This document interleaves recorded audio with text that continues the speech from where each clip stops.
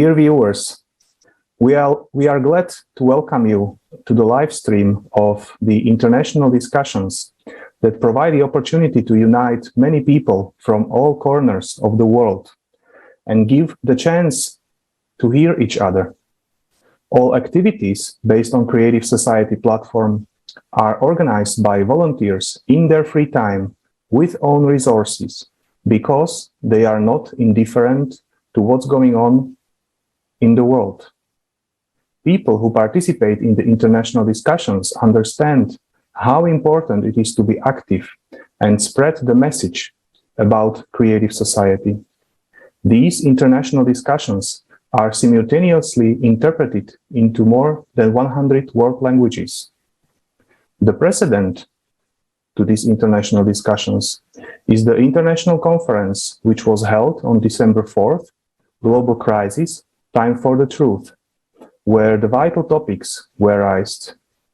This conference triggered a huge resonance among millions of people all around the world.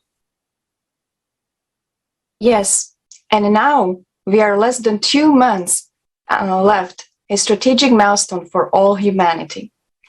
On May 7th, the International Forum, Global Crisis, We Are People, We Want to Live, will take place. We will be raising such topics as the record rate of increasing climatic cataclysms. Why is the global media so silent about the scale of these threats? Modern collaborationism. Who is playing on the side of the common enemy of mankind? The real cause of global climate change. Who and why is hiding the truth from the people? Climatic disasters through the eyes of eyewitnesses. Refugees. Why does it affect everyone? Escalating social violence. Slavery and human trafficking. Since on this forum, we will continue to cover even more detail how Creative Society can help us solve these issues. The forum will be simultaneously interpreted into 100 languages. If you like to be an informational partner, you can write to info@creativesociety.com. And more importantly, if you are an expert on any of these above issues, or someone who has a practical knowledge of consumerist abuse, human slavery, refugee issues, or witnessed climatic disasters, please contact us. Who better to tell the truth than you? Yes, and in our today's discussions, I would like to welcome our honored guests, Queen Dr. Uba Iwunwa, Ancestral Queen Ugobeze, and Barry Nyuydze Barry, Vice President of SKILLMETOO Association, Climate Activist, Community Manager Cameroon, Global Youth Climate Action Fund, External Relations Manager for POP Cameroon, and also a student in the University of Dschang. Before we start our today's discussion, let's watch a short fragment from the conference.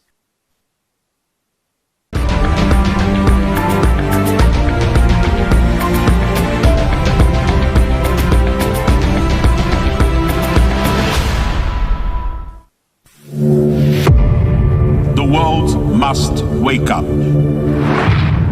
Climate summit in Glasgow. The British Prime Minister Boris Johnson urged world leaders today. Le changement climatique est en marche depuis la fin du XXe siècle. The climate crisis is not our fight alone, it's a global fight.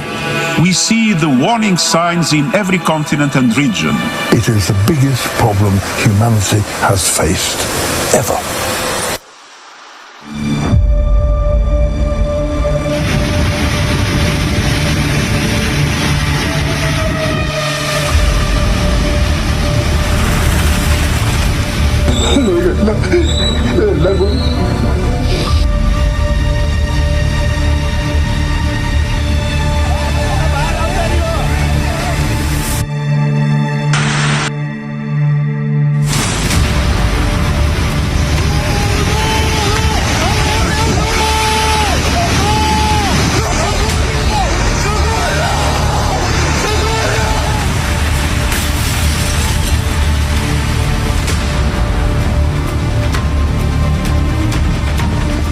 alhamdulillah qurariye de Allah uli ara masulo zaire taki ara hanala na hanyari ara.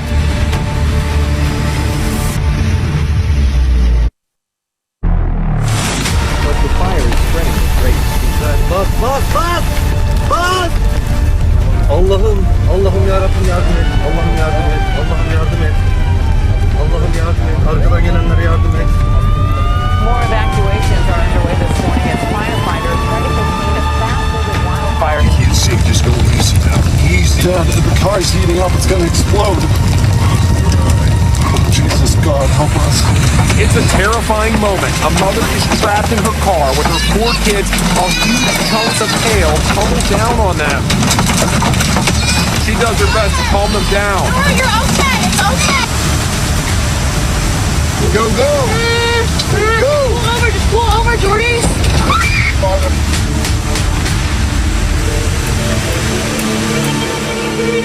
അപ്പോൾ ഒത്തിരി നഷ്ടം വീടെല്ലാം പോയി, കുഞ്ഞുങ്ങൾ പോയി, അങ്ങനെയൊക്കെ വന്നു.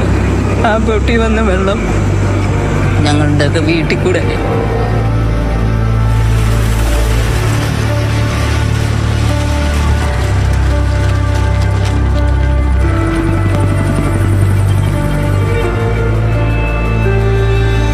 People feel that their workplace is changing before their eyes. The tragedy is, this is not a movie. And the clock is ticking to the furious rhythm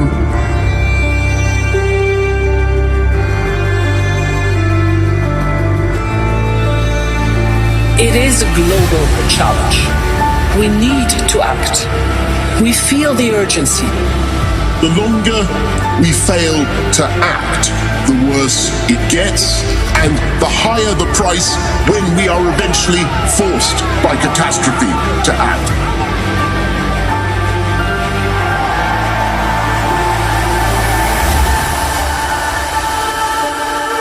This is the last chance.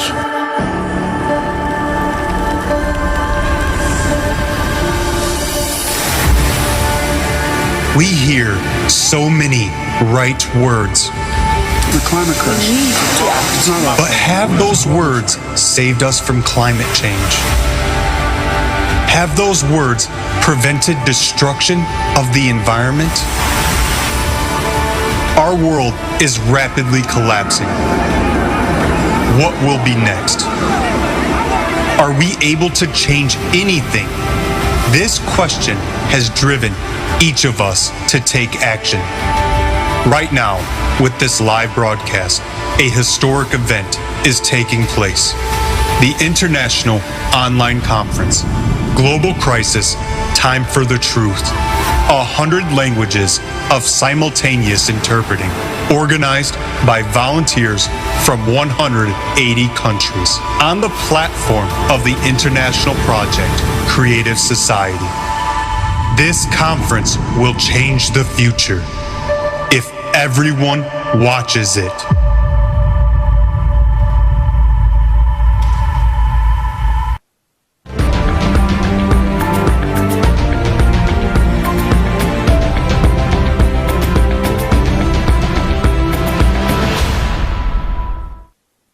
At the conference, there were a lot of topics voiced that in our today's society, the media are silent about. And if these topics are silenced by the media, that means people are not aware of them. That is why today we will discuss some of these topics with our guests. Before we discuss deeper the topic of refugees, slavery, garbage, pollution, we would like to ask a generally important question. Dr. Uba, in your opinion, what can we do to create a demand by the people for these topics to be raised? Thank you very much. By each and every one of us raising a voice, it depends on the publicity with what you are doing already.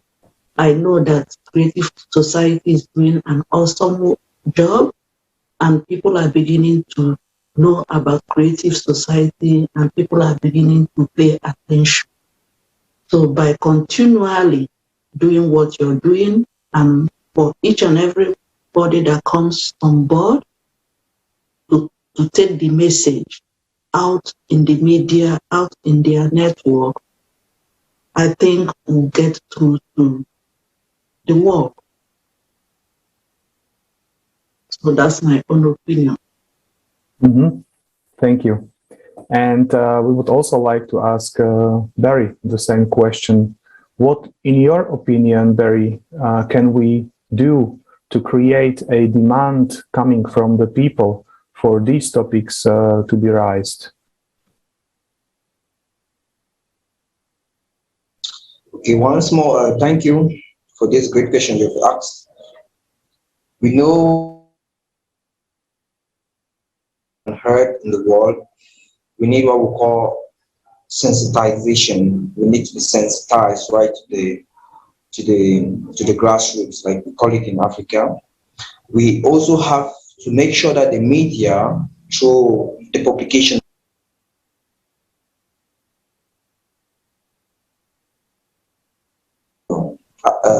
have an idea about what it's talking about and how we can do to contribute. Like for instance, Africa, majority of my friends, they don't even know more about creative society, and it's through platforms like this that our voices are going to be heard, because we are just youths who are growing and we are trying to raise our voice and help combat certain problems, global crises that are really growing day in and day out. So I think we need to be sensitized. We need to promote the media and to publish such events so that each one of us should have a think about it. And due to this, we can raise our voice and the contributions will be heard. So thank you. Thank you so much, Dear Barry. Yes, everybody needs to learn about creative society. And we know that also you are a climate activist dealing with the topic of pollution and garbage. And we understand that we have killed the ecosystem completely. And it is really the work of us, the work of man. And in parallel with this, we understand that all countries already talk about the separation of garbage. But thanks to the study, it became clear that less than 9% of the garbage is recycled worldwide. And there is a general notion of the garbage mafia. All this garbage is actually even taken to different countries. It is accumulated in landfills. And people suffer because of the toxins that are released from this garbage. And these toxins are actually causing a variety of health problems, and some of them are even lethal, because these people, they have actually nowhere else to go. And actually, before we move to the next question, we would like to watch the fragment from the conference regarding to garbage from Global Crisis Time for the Truth.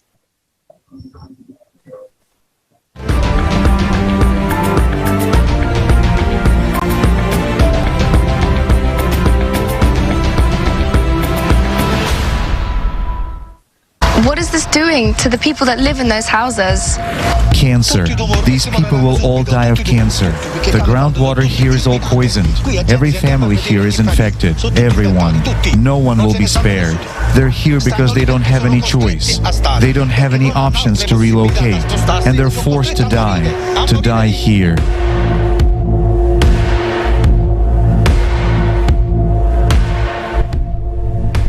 In Naples and the surrounding Campania region, environmentalists count at least 1,200 small and large illegal dumps.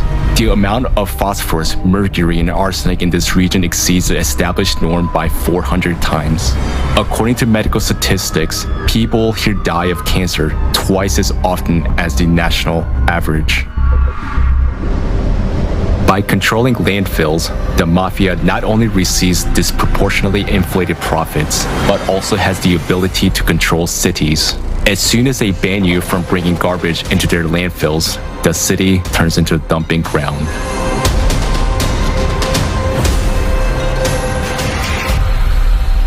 An average landfill can produce about 150 to 200 tons of film each month. We don't buy it at high prices, i.e., it's in the region of 13 to 19 cents per kilogram. Accordingly, you can multiply that same 100 tons by 13 cents. We'll take the minimum. Well, that's the profit only from polymers. Waste paper is now trading at around 20 to 27 cents per kilogram. Precious ferrous and non-ferrous metals are even more expensive. That's why people are like sitting on a gold mine there. Yes, well, no wonder it's called the garbage mafia. You can't just get in. There is a huge income and people will never give it up for anything, because these people are sitting on a pot of gold. Getting permission to use this land for a garbage landfill is extremely difficult. If we establish some serious organization, serious landfill, put the right equipment on it for sorting and all that, then I think we will quickly be visited by bad people and some inspections. My friends at one time bought an incinerator. They operated it for 3 months. Then men came in black jeeps and simply forbade them to work by threats and intimidation or something else. They just took over this garbage plant and that's it. And my friends washed their hands of it and said, "That's it. We will never get into this business again."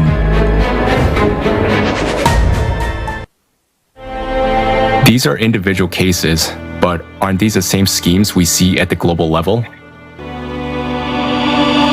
Garbage migrates from one country to another, poisoning the lives of millions of people.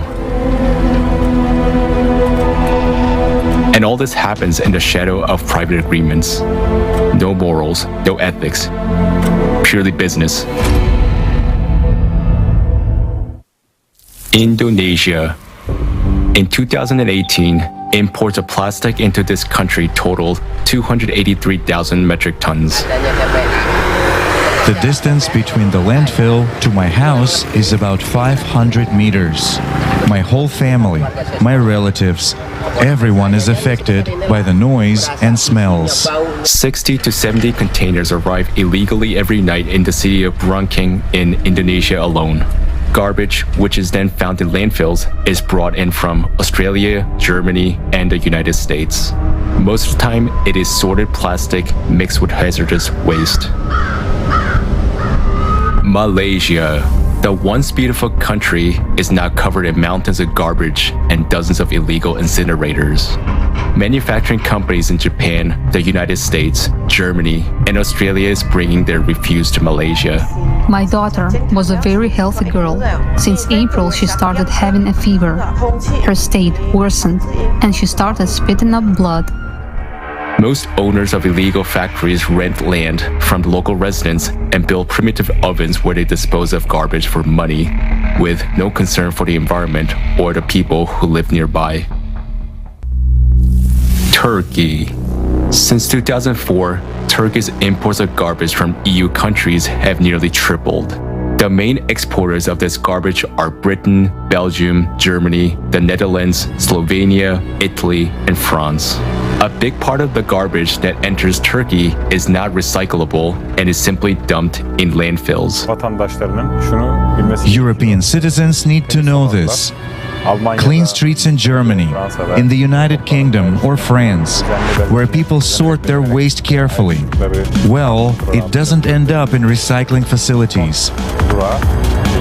As you can see behind me, it's here where there are mountains of illegal waste.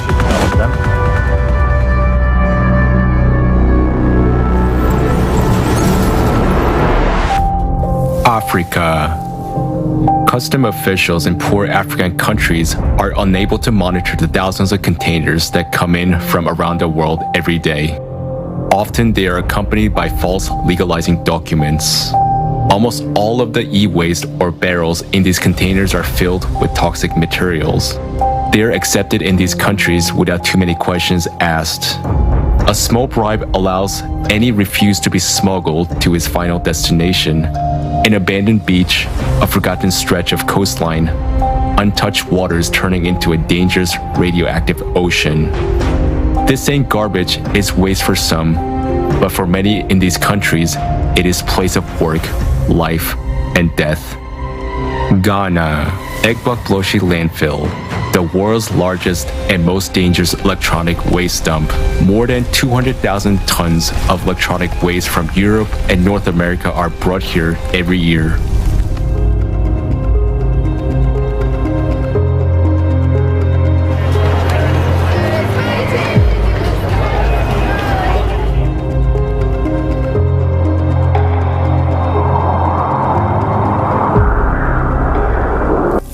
Kenya.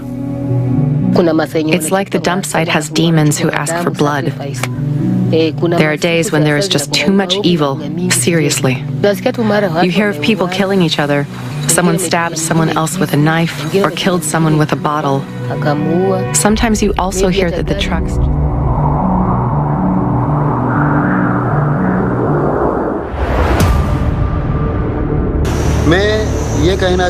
Alang ship breaking yard is the biggest in the world. The government and the contractors make a lot of money. But there are two major problems: the environment and working conditions. Here, on 10 kilometers of the beach, 40,000 people take apart half the abandoned ships from around the world. With their bare hands, piece by piece, day after day. They have no protection for hands, feet, or head, or no modern tools. There are no ship plans, and they don't know at what point or how a ship might suddenly collapse. They cut metal knowing that the next cut could cause an explosion. Half of the companies in the world don't want to pay for clean ship recycling using the modern technology. It's too expensive. Instead, they sell them for scrap. Indian buyers make a profit by reselling the steel. Along is an environmental disaster. And at the same time, it is the biggest metal recycling in the world today. Similar dumps are found in other countries like Bangladesh, Pakistan. The price of this kind of ship recycling is human lives. I have been breaking ships for 14 years now. My father was killed in a shipbreaking accident. The only thing I'm afraid of in the yard is death itself. I know this is dangerous work, and I am afraid because I have 2 children and a family.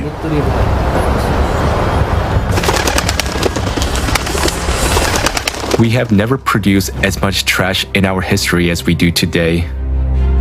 Garbage is dirty, it smells bad, but money doesn't smell. So in our consumerist world, there is always someone willing to take money off it.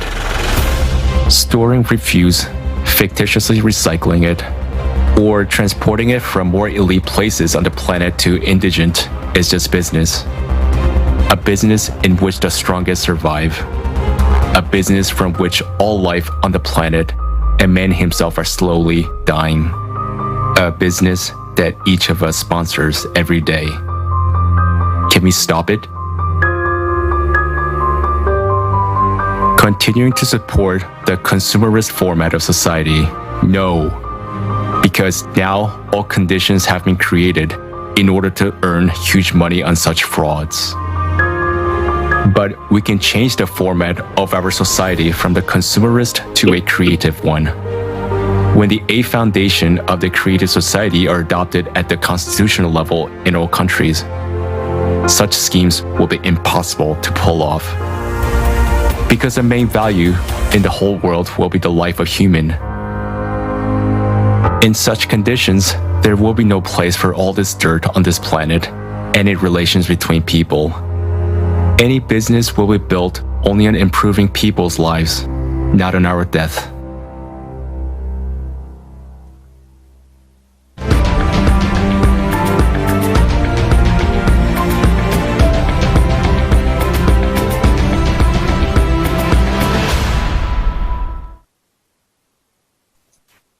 It turns out that in the current consumer format of society, recycling is simply not profitable. if we can ask you, Dr. Uba, can you share with our viewers, how do you see the situation? It's terrifying. This situation is getting worse, and human lives are at risk.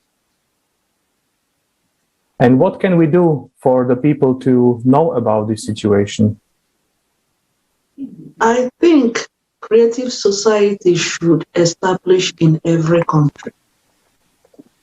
And you have appoint ambassadors of creative society, because if we don't get to the grassroots, to the people that lives in the village, to the poor masses, then the message will be lost along the line.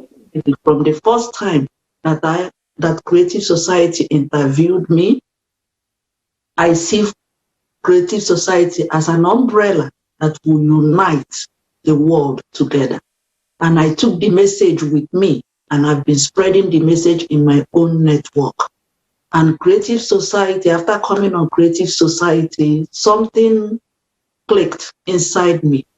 This is something that I have been struggling all my life on, how to get my message across. I've tried to sing to a message of peace through my songs, through my movies, through my writing.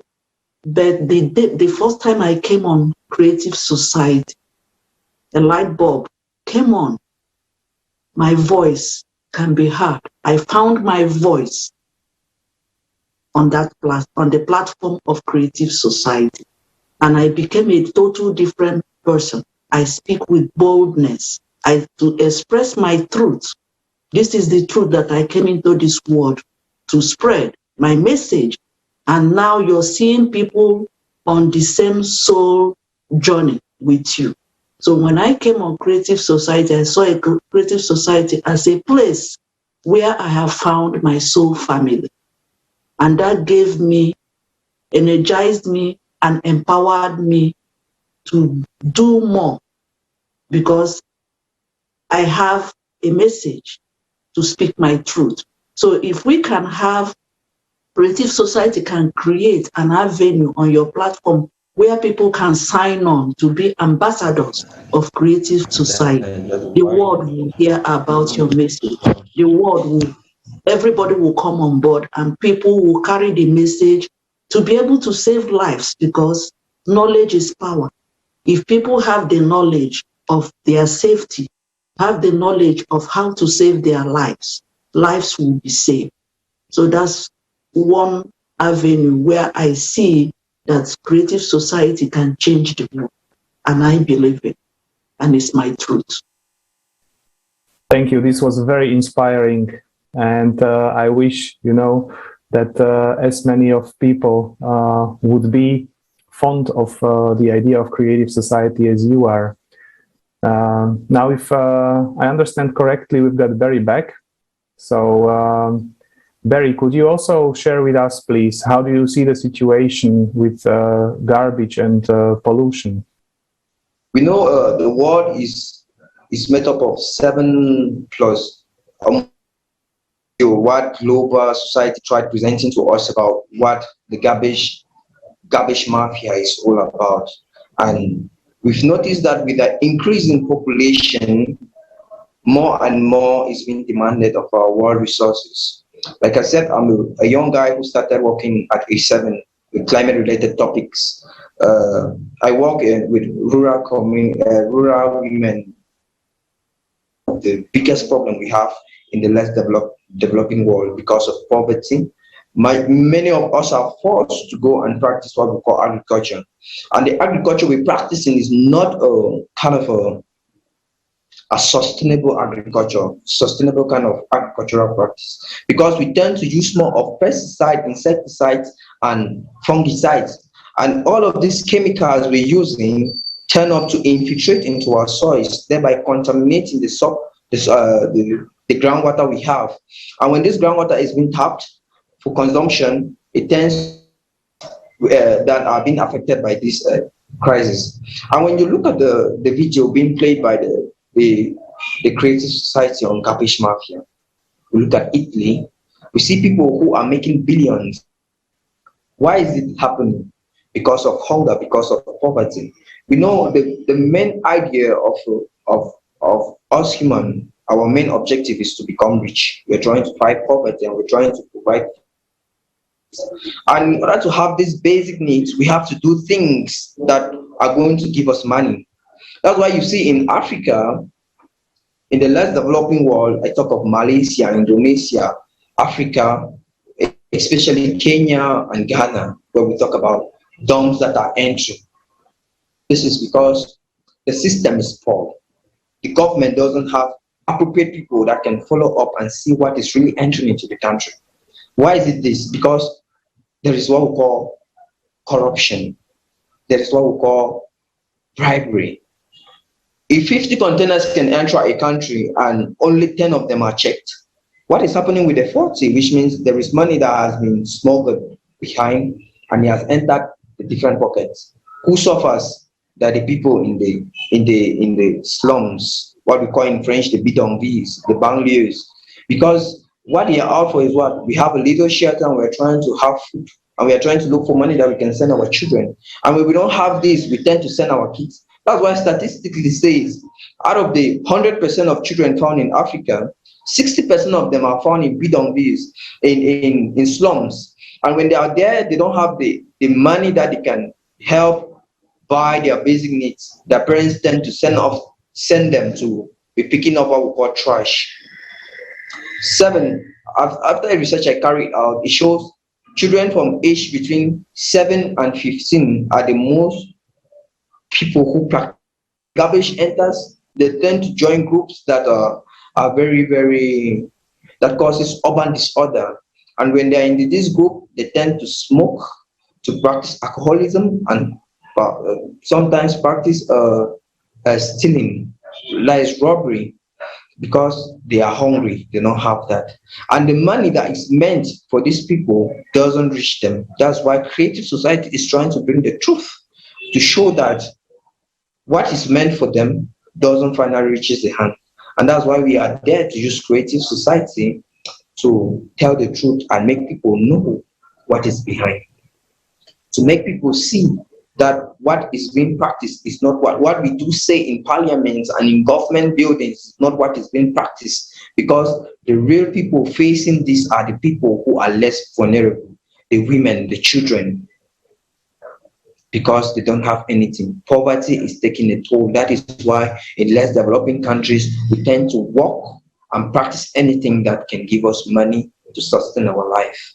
So I think we, creative society, for more messages to be heard, like what the doctor said, we have to create, we need to have ambassadors from different countries who are trying to raise this vision, this project, to become a successful idea. And to do so, we need to nominate people who are going to bring the truth to the people who need it. We are the truth. The grassroots people, the villagers, those who are facing this calamity are the people that can tell you the truth. The government will not sit and tell you that this is what is happening. They won't give you the right statistics. They won't give you the right statistics. We know the cancer that this is causing. We know the pollution that it's causing. And it tends to death. Many are dying because of pollution, but many are enjoying because of this pollution. So life is like, you give me and I give you.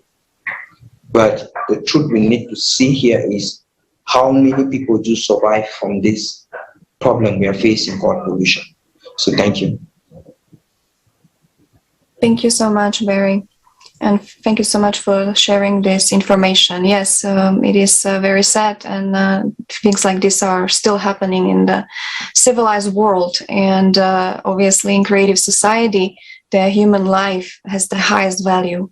And that's the first foundation, and everything is built around it. And also the transparency of information is another foundation. So all these matters will be solved, and people will not have to worry about food, and they will not live in poverty, because all the basic needs will be provided for everyone. And right now we would like to move to the next topic. And And another of the vital topics of today's society is also refugees.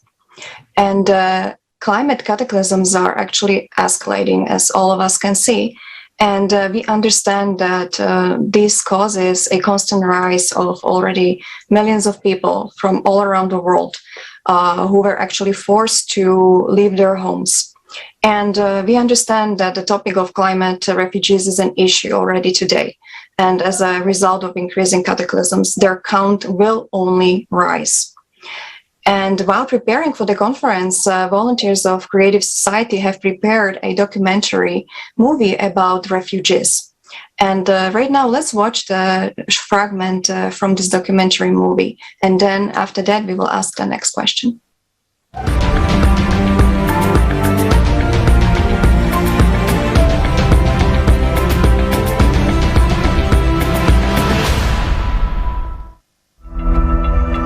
Why is there such inhuman treatment of people? I was thinking about it and decided to figure it out. You will never spend a month without being attacked with a xenophobic attack, because they say as a foreigners we are stealing their work. I've lost that hope of being in the great society. I don't know, I've lost that hope because seeing the way that people are being killed, seeing the way that people are being shot in my eyes. A child can be sold many times. I remember one day I came across the story of a girl who was, she was Turkish. She had been sold 17 times, and she had been trafficked from one country to another 17 times, and she had experienced only rape. I also sat in many auctions as a customer, as an undercover when I was doing the undercover. We were sitting for the auctions, 9-year-old girl, 10-year-old girl, as per the demand. So the trade called first-time sex. Whenever the auctions will happen, new girls arrive in the trade, so they put the auctions. So who will bid the last demand, the money, that person only will use that victim full night for his choice. The business that is made of spare parts, the human spare parts. How many children have been transferred from one place to another and then being operated on for some rich guys in different parts of the world to get a kidney or get something else from their bodies against their will. Black market, traffickers, mafia is part of this economy that is ruling the world. So what else I can say? That I only see that another possibility is to spend money instead of constructing walls like we are doing in Europe. In our society, human life has no value. How is it possible that instead of help, people encounter violence, aggression, abuse, and slavery? This is not a migration crisis, but this is a crisis of humaneness. People, by looking at the existing legal frame, will not ever be entitled asking for protection. Because you will ask them which country you're coming from, they will say there is no country. I had a country called X, but the country now is underwater. Or I had a village and this village is being totally destroyed or disappearing. It turns out that there are still no effective programs for the resettlement of refugees. For so many years, the United Nations has been working. For so many years, the Refugee Rights Commission has been working. So many humanitarian organizations and NGOs around the world have been working, but there are no working, established or adopted programs on how to work with these refugees. There are none, and the Refugee Commission itself admits this. Now refugees are forced to leave their homes. They face condemnation and cruelty. They are left alone with their misfortune because of the consumerist format of society. Tomorrow's climate catastrophes could be upon us as well. Answer yourself honestly. Are you ready to face what refugees face? Are you sure you won't be in their shoes? That you and your loved ones won't have to go through what they're going through?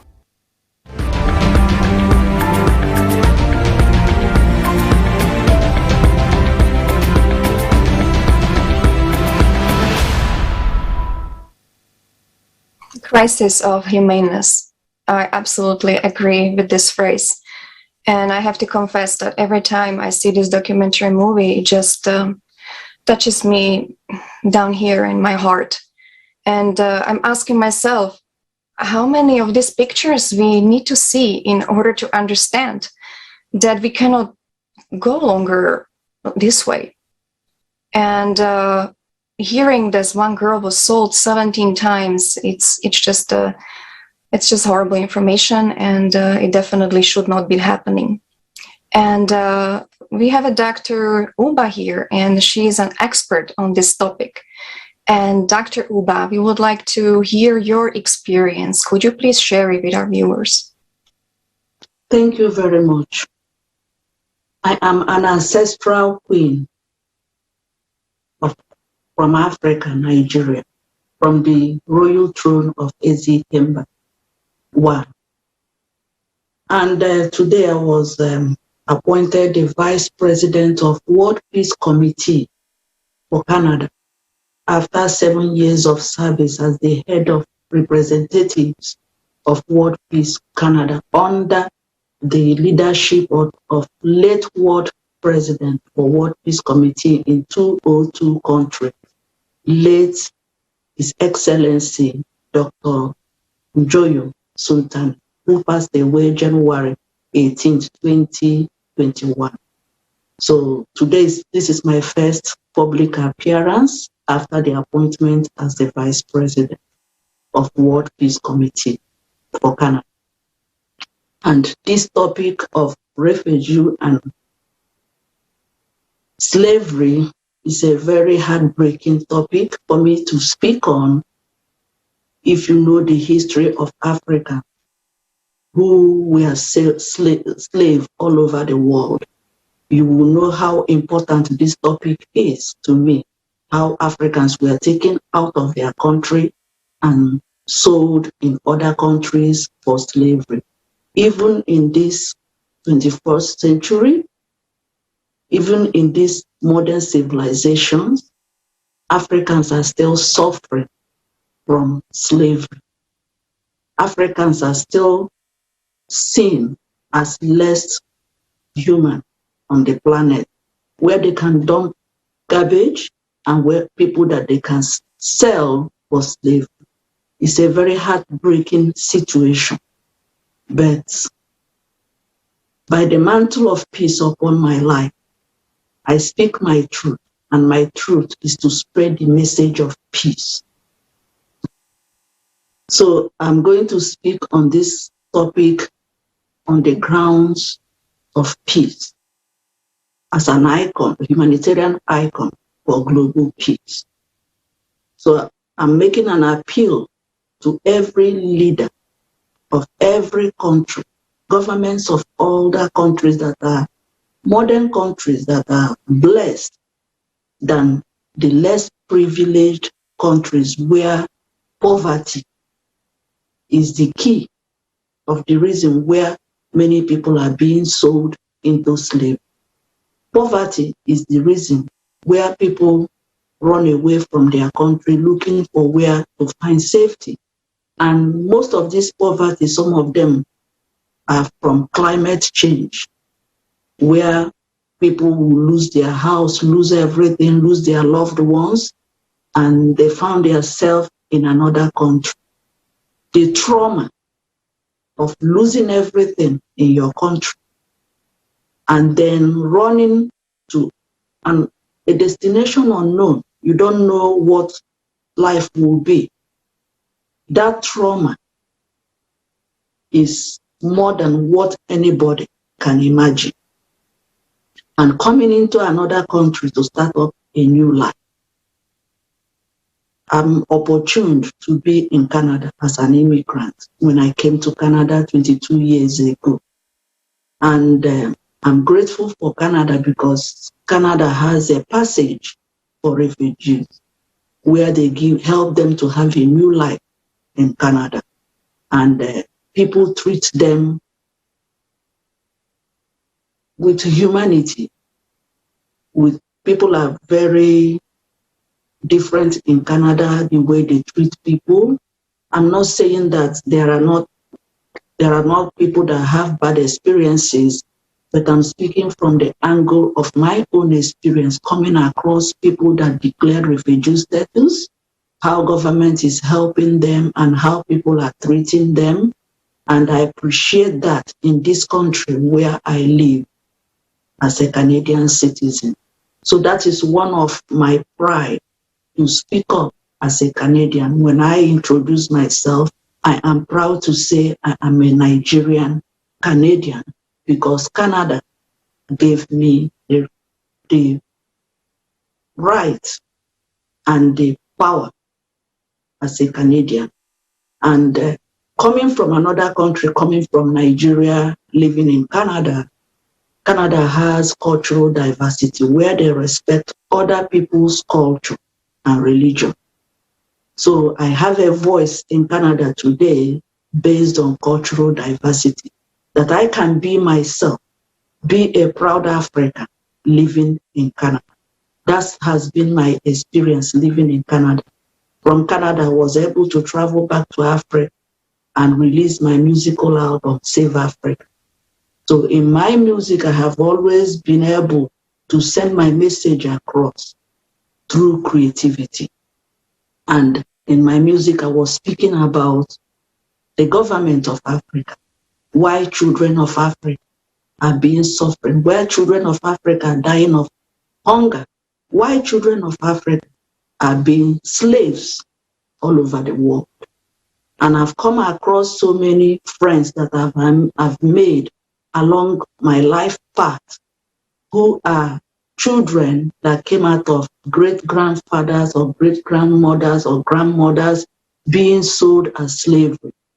And those people are now living their life with the agony of what their parents went through, with the agony of what their grandparents went through as slaves. And they are bitter and they are angry. So what I'm trying to say is for people to raise a voice. If everybody, like there are so many humanitarian organizations who can raise a voice, if each and every one of us can raise a voice and speak about the trauma of refugee, trauma of slavery, why should this continue to be happening? That's a question that I don't have an answer. But if we join hands, one person can make a difference. If one person can speak up, like Creative Society is now sending the message across, and that message is spreading, people will have the awareness. And by creating an awareness, lives will be saved. By creating a chain reaction, one person's good deed can make a difference in the world. We might think that we cannot save people from slavery, we cannot save the people from refugee. Yes, we can. If we are raising the voice, speaking out the truth, sending out the message out, a message sent out into the universe as seeds planted in the soil of destiny. If we can keep on speaking the truth with every boldness, without any fear, and we keep on speaking the truth, we will make a difference. Even the people going through the bad situation, our voice will give them hope for a better tomorrow.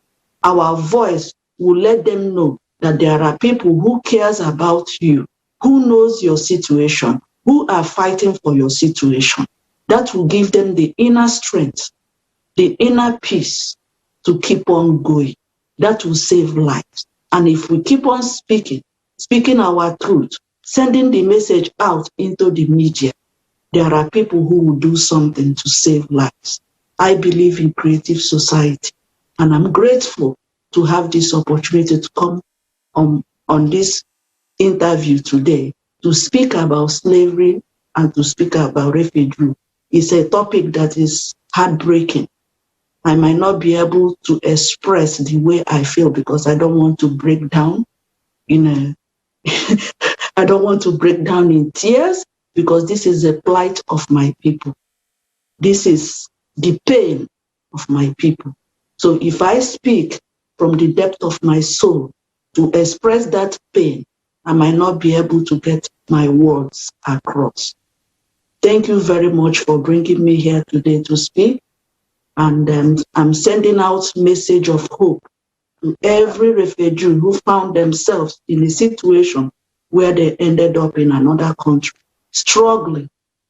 I'm praying for you and I'm giving you a message of strength to hold on, to keep on trying, to keep on making friends, to find a new family among your friends, to accept the country where you are as your home and keep on living.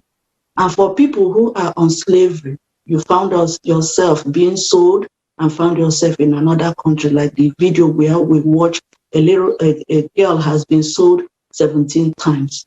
Only God knows what that girl has been through.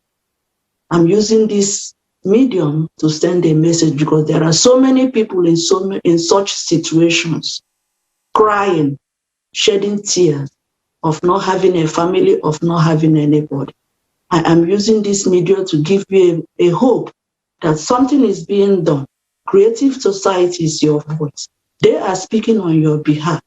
Keep praying for them to have the zeal to continue doing the good work that they are doing for humanity, because your life matters and they are speaking to save your life. This is a hope for you. Creative Society is a hope for you. And for the government and whoever that is watching this, that is in power, the time has come for you to use your position to save life, for you to use your position to make a change, to make a difference in the world, to hear Creative Society. Pay attention to Creative Society, contact Creative Society and make a difference and help them to spread the word. If you're in a bad situation as a refugee and you're in a bad situation as somebody sold into slavery, go online and contact Creative Society and help will come your way. Thank you very much. Thank you, Dr. Uba, for this powerful message. And indeed, nothing touches a heart deeper than own experience, than hearing this first-hand information. And I really like the idea that you have mentioned that one man can make a difference. This is very important to realize. And we can see basically you applying it, you voicing all the thoughts out. And this is, of course, much appreciated. Because as we've heard and seen today, we live in a consumer format of society where money and profit is on the first place, and human life is somewhere at the very bottom. And this is the root cause for all our problems, because this savage format of society brought us to a brink. And today, millions of people in the world understand that we can no longer go this way. We need to change the vector of development of the society towards where human life has the highest value, where human lives are safe, where everyone can live on a beautiful and clean planet. And today, already millions of people unite around this one common idea. Nevertheless, not all of the people know about this idea yet. And there are also a lot of people not knowing how Creative Society can help us deal with all of these issues. And that's why we would like to ask you the next question. How do you think that implementation of the 8 foundations into constitutions of the countries can help us solve these issues that we have been discussing today? Absolutely, it will help. If every country can adopt its foundation, this world will be a better place. From the first day that the 8th foundation was sent to me and I was reading it, that was the happiest, one of the happiest days of my life. That a group of volunteers can sit together with such a passion to make a difference in the world. I believe that if every country adopts its foundation, this world will be a better place. So I'm making an appeal that the same thing that I said a few minutes ago about people in power, world leaders, presidents and CEOs of non-governmental organizations, charity foundations, for them to join hands with creative society and adopt the 8th foundation. 8th foundation talks about human life, respect for each and every one of us as one humanity. We might come from different countries, different shades of colors, different languages and religions, but we are one human race. And this is what creative society is all about. From my own understanding, from few times that I've been on board with creative society in their conferences and some of their videos, I am appealing to the public to pay attention to creative society. Watch their videos, go online, look creative society up. If you have informations and suggestions of what will make creative society better, don't fail to drop it. But I believe that if every country in the world adopts its foundation of creative society, this world will be a better place. Thank you. Thank you. Thank you so much, Dr. Uba. Thank you so much for your bold voice that you speak. You're touching me as you're speaking, because it's literally like you can feel that you're talking so sincerely and from the bottom of your heart. And it's really inspirational for me to hear you, how you talk about the creative society and how strong you are, and also Barry. And thank you so much, because this is really important, what you just said. And also, Barry, the next question, actually the same question also goes to you. So what do you think? How creative society and its 8 foundations can help to deal with all these issues we discussed today? Do you think that if we implement the 8 foundations into the constitution of each country, will these issues still exist? Okay, once more, thank you for this question. After going through the video that was streamed live, it is heartbreaking and touching. What a sorrowful situation to hear that a girl child is sold for 17 times, and seeing numbers of men trying to ask for children between 9 and 10. The question is, where are we heading to? What do we have to do? We know refugee crisis has been one of the problems in this 21st century. From 2019 to date, we are facing refugee crisis. A lot of refugee camps everywhere from every continent is going day. What is the problem? We can say it is both climatically, war that drive people away from their main homes. It is really, really heartbreaking when you hear that I built my house and I could leave from there and go to settle in a different country because of maybe deforestation, maybe because of drought, desertification, maybe because of wars. Where are we really heading to? What is the question? What do we have to do? Is it the people in power that are pushing us to practice this? Is it our selfishness that is making us to become refugees? What is the question? You see children who are born in refugee camps, they've never seen their villages, neither their countries. This is heartbreaking. Africa is one of the continents that is really facing this problem. In my country now, there is a refugee problem because of a crisis that we are living in, the Anglophone crisis. Many people have left their homes because of wars. For me, I can say I'm a refugee where I'm studying because I'm studying in a different region where I'm supposed to study in the English-speaking country, the English-speaking part of the country. It's because of selfishness, the selfish political ambitions that our leaders in power are trying to practice, which is not really adequate. I feel the tears when I see people moving with their packs, leaving their homes, houses are being burned just to go settle in a place. The question is, where are we heading to? Where is the truth? Explain us the truth. We want to see it happen. Like what the doctor did say.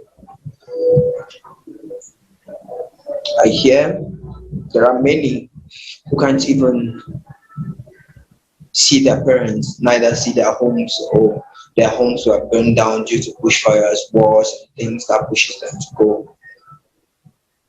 Like you did ask, what help can the Earth Foundation really do if we do adopt policies, Earth Foundations in our government policies? I think it will do more. It will help, because if it is being adopted, it means there are certain things that are going to reach these people in terms of education, in terms of health, in terms of lots more. But the question is, the people sitting on top, they don't give the required necessary help to the people who need it. Some people do use it and do their personal development in terms of construction, in terms of helping their family members. That is where the problem lies. Having the right person who can practice it. I think through creative society and through the practices we are going to adopt by finding the truth, it is to have the right people who can help manage these 8 foundations. The problem is we can create it, there is no problem. There is funds for that can be created. But the problem is, are the funds used for this, are they really going to reach the people who need it in terms of food, in terms of shelter? But the problem is having the right people who are going to help manage this foundation. Because in developing countries, the main purpose is what? We want to have something to eat. That is the problem. Poverty is the talk of the day. And when there is poverty, people tend to do what they have to do. They don't even care about their neighbors. That is why the world is changing. In Africa, we had a policy before which called your neighbor's daughter is your child. Your neighbor's child is your child, which means you have the so-called role to help bring that child to other in the community. But now, where somebody doesn't even care about where a child is sleeping, what he's eating, or this is really heartburning. It hurts. It hurts when I see thousands and millions of people moving from place to place with no home to sleep, nothing to eat. So what I can really say is, I think adopting an Earth Foundation and having the right people to run for this is really going to help achieve the goal. Because I'm a young guy, I'm a young youth who is still growing, and I really want to bring change to the world. Because I always say, unity will stand and divided we fall. We can only hold our hands and stand as one family to make the change become a reality. That is what I can say. And like they say, it's time for change. But how do we achieve this change? It is through the voluntary act we're practicing. And I wish to say a kudos to Creative Society for what she is really doing. But the voice of Creative Society needs to be heard in every corner, every place, every region, every geographical side of the world, so that what we are aiming for will be achieved. It is time for the truth, and I'm young, and I really want to see the truth happen. That is why I give him my 24 hours time to make sure that the truth reaches the rightful people. Thank you. Thank you, Barry. That was very inspiring. And you are right that one of the burning issues of the consumer society is that we people are delegating our power to representatives who, at the end of the day, defend their own interests and the interests of their sponsors and don't really care about the people, us people, you know. And this is exactly the same issue also with all of the other organizations. And the only way how we can change something is if we stop delegating power to the representatives. If we people take on responsibility for all our decisions and actions and implement these 8 foundations. And only in this way, if we select someone who takes on responsibility, not the power, but the responsibility to implement all of these changes, then we can make sure with our own hands that our future will be better. Unless we people create the demand, you know, our representatives have got no reason to act. And I fully agree with both of you that first we people need to start to be active, start to push, you know, on our representatives to make this change happen. And I'm sure that they will be glad to do this change, because at the end of the day, it will also improve their life. So, Dr. Uba, would you like to add something? Thank you for the good work that Creative Society is doing. I appreciate all the volunteers. I appreciate your passion. I appreciate the change that you're making in the world. And I stand by Creative Society, and I'm grateful for each and every one of you. Thank you very much. Many thanks. And dear viewers, hearing and understanding what is happening all around the world, you may ask yourself, and what does depend on me? You can take this information further and become a true hero today. You can become the voice of the truth. You can join on May 7th and speak about it everywhere, with everyone, on all social networks, and join this strategic step for all humanity. We are waiting for everyone to join the forum on May 7th. Right now, we don't have time to be silent anymore. By exposing the lies, we can unite and act together to achieve the common goal of building creative society. And if you are an expert in any of the above issues, or someone who has a practical knowledge of consumers abuse, human slavery, refuge issues, or also witnessed climatic disasters, please contact us, because who can better tell the truth than you?